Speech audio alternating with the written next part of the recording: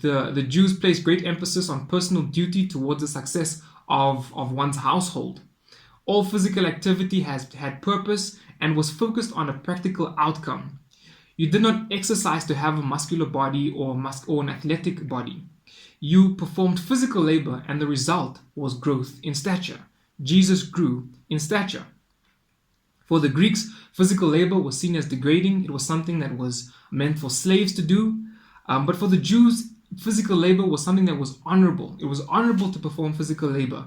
It was godlike. And for this reason, each Jewish father knew that it was his duty to teach his son a trade. And so each Jewish boy learned some form of skill by which to contribute to the economy and to provide for the needs of his family. It was the norm for a son to take on the trade of his father. And that is why we find the Jews saying of Jesus, "Is this not the carpenter's son?"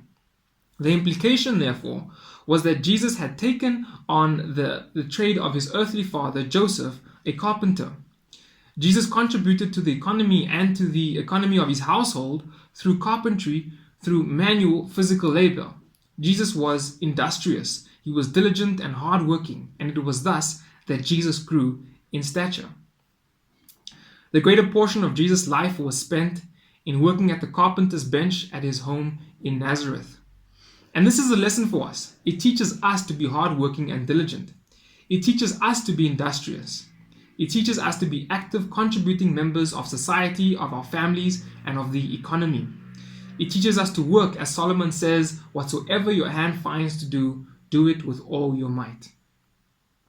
We see this principle of industry in the life of Jesus being carried over into even the teachings of the apostles. Paul writes in 2 Thessalonians 3 verse 10, "If anyone is unwilling to work, then neither should he eat."